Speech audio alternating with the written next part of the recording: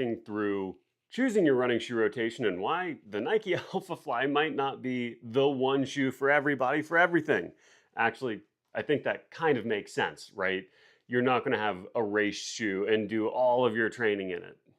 Equivalently, you might not want to wear just a super standard daily trainer like an Asics Nova Blast for everything you're doing. Actually, Nova Blast would be pretty good. But the idea being different shoes have different properties, which makes them good at doing different things.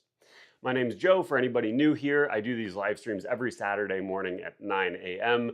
so I can go through, give some advice on running, and then talk about your running, your training, and just give an opportunity to see what I can do to help you guys out. I don't do any coaching. I don't want to get paid for coaching, even though I've done a lot of coaching in the past. I just want to be able to give good free advice. So today we're going to talk about running shoe rotations, how to build them, why to build them, if you really need to do that, or if one shoe might just be good for you for your training. So let's start with that. When do you need just one shoe, and what kind of shoe do you want that to be? So if you are somebody who's just going out for general fitness and wants protection from the ground, I think that makes a ton of sense. If you're somebody who's walking and doing a little bit of jogging, then great. If you're under like, I don't know, 15 or 20 miles a week, you can totally do one shoe. You can do one shoe well beyond that. Some people who run a lot will put more than 30 miles on a shoe in 1 week. This is just to say, if you don't have a huge amount of variance in your training, then you're probably going to be okay with one shoe. You can also get away with one shoe if you really like it. So I love this shoe here. This is the Asics Super Blast 3. And if I had to pick one shoe for me that did everything, and I do a fair amount of running, this would totally be it. It can go fast, it can go slow, it can go easy, it's very protective from the ground, which are all things that we want to see in a running shoe. Most people, however, are going to want a little bit more standard feel from a running shoe that is their one running shoe. So over here, we have a New Balance 1080. This would be a great example of a no frills, like very reasonable daily trainer that can do most of what you need and maybe isn't the fastest thing in the world, but that's okay. So that's one category of shoe, like a high cushion daily trainer. I just did my first run review for the Mizuno Wave Rider. That is a great option that isn't overly expensive that you could have for a one shoe rotation. So it's not going to do anything really crazy. But a standard, neutral, mid to high cushion shoe is going to cover most of the workouts most people are trying to do. Now, if you start getting into this a little bit and you're enjoying the running shoe space and you kind of become a sneakerhead for running and you're doing some different kinds of workouts, maybe we end up with two different kinds of shoes.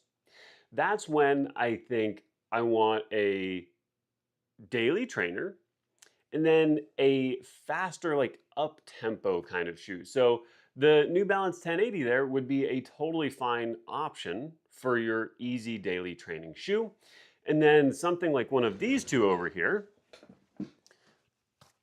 the Skechers Aero Razor, which I think is a hugely underrated shoe, and the Adidas Evo SL give you two really good options.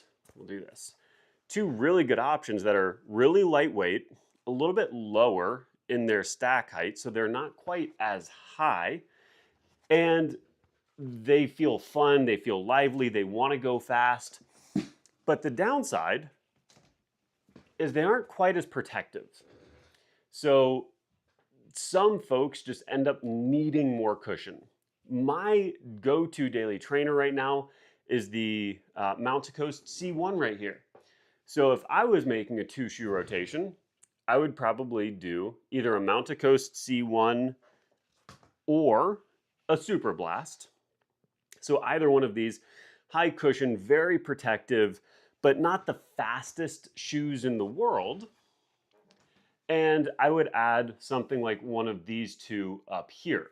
That's going to give me something that covers all of my easy paces, something up to uh, like the Evo SL and the Skechers Aero Razor are my two fastest paced shoes I've run in for my first run reviews.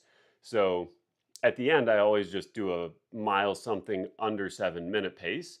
And these are the fastest two I've done. Now, I haven't done a ton of racing shoes. So like the Hoka Cielo right here is probably going to have a faster energy or faster time because it has higher energy return, has the carbon plate, all of those really good beneficial things.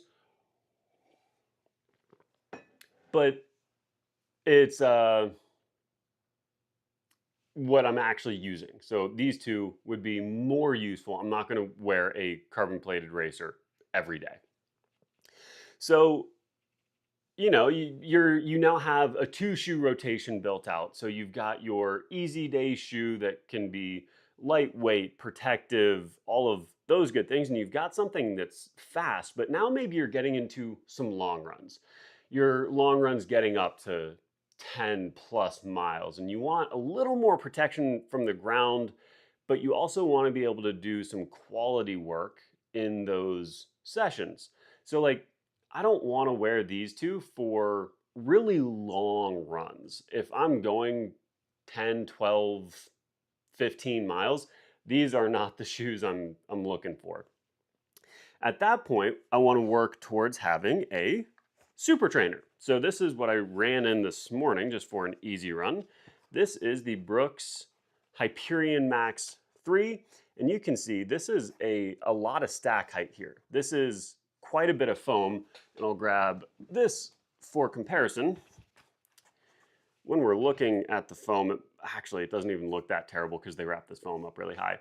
We're talking about like here, just the white versus here. So we're talking like 45 millimeters of stack height versus, I think this is 34, which is a substantial difference. This also has a nylon plate. So that runs from the bottom, it forks off up here at the top and then runs all the way to the front.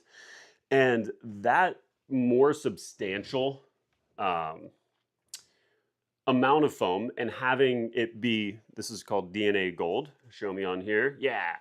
So this has DNA gold up top. This is a more like fun feeling foam. And then a carrier foam. The Hoka Skyward X does the same thing. The Nike Zoom Fly 6 does the same thing where we have like above 40 millimeters of stack height, usually with some sort of plate. So you got carbon plate in the Hoka, you've got a very thin carbon plate in the Zoom Fly 6, and then a plastic plate in the Hyperion Max 3. This is giving us an opportunity to get more miles without having as much physical stress on the body. So, you have one workout maybe throughout the week where you're running faster, but you're not running super far, maybe like 4 to 7 or 8 miles. That's when these kind of shoes would be really useful. Then you've got your long run and you get a super trainer for that. That's where those make a ton of sense. And you can get away with a daily trainer for long runs for sure, but I think the feeling of coming back and feeling better the next day is the really big benefit to this kind of shoe, the super trainer. And then for all the rest of your miles, you eat those up with something with like a lot of rubber coverage, like one of these two, that is not as aggressive. It's not trying to make you run fast. Actually, it's almost letting you run pretty easily. So you're not getting forced into doing anything particularly hard because your easy runs are supposed to be easy. That brings us to our fourth shoe. What would we do if we need to add a fourth shoe on top of that? This is when maybe you're thinking about a half marathon or a full marathon and you're trying to really speed up. You are trying to have really quality sessions in your long runs. So maybe you're doing some long runs with some really solid pace, maybe at marathon pace, maybe faster. that's when we add a carbon plated shoe that's going to have really high energy return. And you could do it as a racing shoe. So you could totally do that with an Alpha Fly or a CLO. But I think there's a really nice space where we have over here the Saucony Endorphin Pro. So this is not as aggressive of a shoe as the Alpha Fly is. The Alpha Fly feels like it's going to beat you up. It feels just wicked fast. And that's good on race day. I personally don't want to do that on normal training runs, even if I have pace work in it. It doesn't look super dramatic here, but this cutout, this is much more narrow, the Alpha Fly is, than the Endorphin Pro 5, or, well, this is the 4, but Endorphin Pro 4. The 5 is out now. So I'm going to choose this for a really quality session, or I'm going to choose like a Mizuno Wave Rebellion Pro, where again, we've got a lot of stack, but this is a carbon plate that runs through the whole shoe. And the benefit here is these are all much lighter weight shoes than your like super trainers. So for example, I want to say the Endorphin Pro is like right around 7 ounces. This is the Hyperion Max. It's closer to like 9.5 ounces. So that's a big difference when we're talking about how we feel when we're at marathon pace. And then you're still going to be at about 40 millimeters of stack for those race shoes that aren't overly aggressive. And then you can use them on race day. So that's a kind of hard decision. I think most people should lean towards a less aggressive racer. The Alpha Fly is a fine one, but like the Puma Fastar is one of the fastest shoes out there. The Adidas Adios Pro Evo 3, the one that just broke the world record, I don't think that shoe would serve most people the best. I think a shoe that would work better is like a New Balance SC Elite, where you have a wide platform, or like a Saucony Endorphin Pro. Like I have my previous marathon PR was in this shoe because it's still very, very fast. It's just not as unforgiving as some of the top tier racing shoes. Especially as you're going towards the full marathon, I think having a little more stability in the shoe serves you really well. So that is the 4 shoe rotation. When we are getting beyond 4 shoes, when we have like huge groups like this, there are only a few reasons to really have this many shoes. And for me, it's because I enjoy talking about them. I use this as a way to help the Ontos running brand. But there are only a couple of more kinds of shoes. You can have a lower cushioned, lower stack kind of shoe. So like a Mount to Coast R1 serves as a shoe that's going to do nothing really to help the user go faster. This is a shoe I think about when I want a lot of ground feel, when I want to strengthen up my foot, when I want my lower leg to take a little more impact so that it can adapt and get better from that. I like it for doing strides. Another area where we've got some different use cases, having like a gravel shoe. So very pretty. Here you can see the lugs a little better over here. Like that is deeper. No, not my face, right here. That's a little deeper than a standard lug is going to be. And I do a fair amount of running on gravel roads. That is going to give me just a little more traction and then still has really good energy return. So those are the handful of really interesting kind of other options. I also have the Vomero Premium, which I have absolutely been loving. Is that on the shelf over here? No, it's out because I've been wearing it.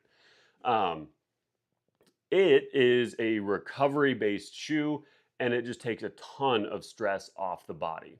I really like that as somebody who's trying to increase mileage, I'm trying to find ways I can increase mileage without putting excessive amounts of stress on the body. So my goal is to add 15 or so miles per week to my average. And if I can reduce stress on the body and it can recover better, I'm more likely to be able to hit my mileage goals without getting hurt, pretty much. So something really, really high cushion like that could be another option. I see there are a couple of y'all in the chat. If you have any questions about your own running shoe rotation, if you've got questions about your training, anything at all like that, let me know. Would love to hear from you guys. Yeah, let me know. After this, I'm going to go through and edit the Mizuno Wave Rider video. So that is a shoe that just came out. Hopefully have that up later today. And then we're going to Boone. It's a festival in the town we live in. It's a fun time. Ashley, my wife, is going to be out doing some like muraling on a big metal sheet, and she'll have prints there. So I'm going to go hang out with her after we get that video edited.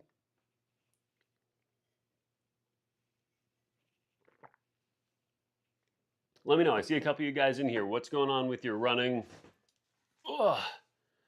Devin, when you talk Super Trainer, are those shoes you feel reduce stress to aid in holding up and increase volume? Yes, absolutely. So that's what I'm talking about with like the Hyperion Max. This is a shoe that I think I was actually going to check the store and see if I can get up for you to try. I think you would like this shoe, Devin. This is a mix of like resilient foam, so it's pretty durable. It is pretty interesting. It's very aggressively rockered, so we'll find out if you like that feeling or not. And then the Hoka Skyward X is a shoe I have put a crud ton of miles on. And the Nike Zoom Fly. So this is same thing, huge stack of foam here. You get a not very aggressive, but this is a carbon plate that attaches across and goes up. So it makes a little like H. So lines down and lines across. And then Nike has the Zoom Fly. So same thing, a little bit less stack, but this is still quite a lot. And then carbon plate that runs through the whole shoe. So that is like I ran 7 miles today and I have 16 tomorrow. My foot's kind of bugging me still from the 50K I did. So I was running in that to just reduce a little stress from the foot. The rocker is going to make it easier for my foot to transition forwards. And then we'll see what we end up running on surface-wise tomorrow and what kind of shoe we're on. I think we're going to go for something kind of more like a soft surface. There are some carriage trails that are like some packed dirt similar to wood chip at behind Athens. And that's going to do kind of the same thing. You just don't get to go as fast. So with this, I can run 7-minute miles like kind of on repeat and not feel as beat up because the energy return on that shoe is higher. Whereas when we're going on to a soft surface, that's going to reduce our speed and our impact. So this reduces impact but increases speed. Or we can go on wood chip type feel, the softer surface, and that decreases speed but also decreases impact. So depends on what you're trying to get out of it. Tomorrow should be a really easy run for me. I don't need it to be fast, which is why I'm thinking a soft surface might be good. Another one for you, Devin, that I really want you to try on. This is the shoe that I've been doing most of my easy miles in because it feels really good. This is lighter than any of the other ones that I mentioned that are in the Super Trainer category, or it's like right around them anyhow. But this is called the Mount to Coast C1. Same thing, ton of stack, really lightweight, and it's a really wide platform, which I really, really like. So this is a ton of space for your foot to land flat and then roll forwards without really worrying about stability. It's got a really wide toe box up here, which I like as well. And then this is like a super foam. So really high energy return, and then a lot of good impact absorbance down here on the heel. So that's probably been my most sold shoe since we brought it in, just because it feels so good and does such a good job with a wide range of paces. So for easy running, I think that does better, just because it's not like coaxing you to go faster, not like whispering the devil in your ear, like, go faster. This is happy to go slow, but there's also enough rebound and energy return that I think it feels pretty good to go up tempo. So for you at 8-minute pace or so, 8:30 pace, 9-minute pace, I think that range is going to work really, really well for that shoe. Another one that might work for you, actually another two that I'm interested for you. So these are all without a plate. This is a Nike Vomero Plus. So lots of stack. This is a little high, but like you're about right here. They do an okay job. It's not crazy wide, but they do an okay job with the toe box, and you can get this shoe in wide. And then this is lighter than either of the two I mentioned, more stack height than either of them, and I think it feels really good. The one downside is it does seem like the foam is starting to break down, and I don't have an obscene amount of miles on this. So that's the one downside to that shoe potentially, but I'm for sure going to have you try it on. It's been my favorite shoe of all time feel-wise. I'm at 150 miles on them or so, and like that's a little more wear than I would like to see. But that's what we got.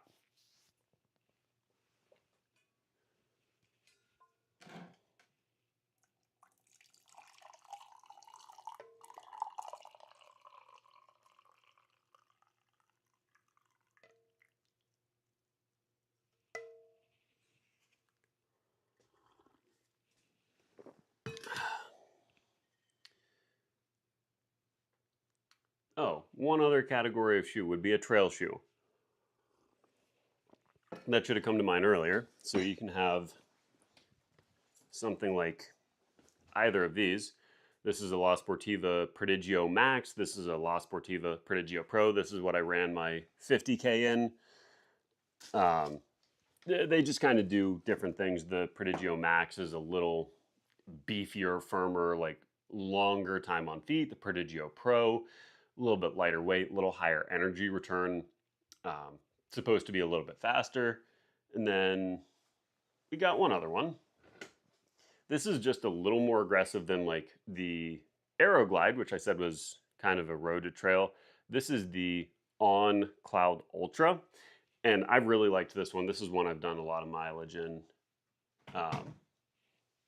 Another good option there.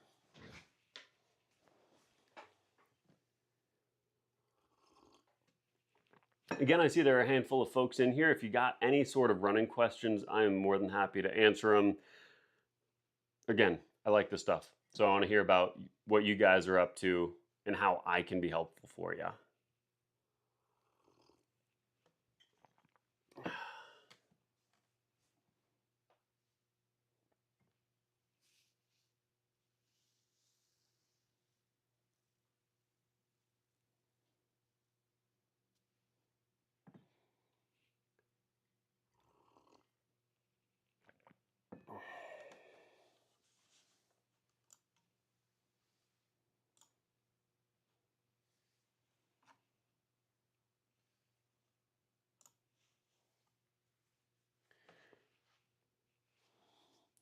We'll give it a handful of minutes, see if anybody pops up with any more questions. Let's say 9:27. If I don't hear anything, we'll call it for the day. I feel like I hit on most of the things I wanted to hit on in terms of like how to build out a running shoe rotation. Or like why you would have different shoes for different runs anyhow.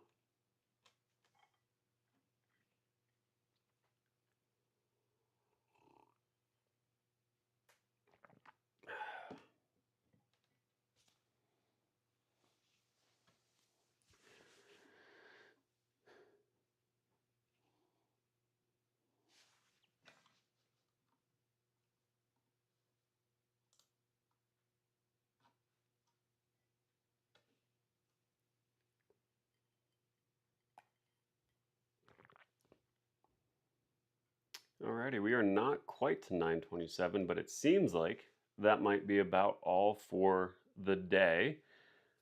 If you see this after the fact, by all means, drop comments down below. I would be happy to answer questions down there, although not too many people click into the live streams afterwards.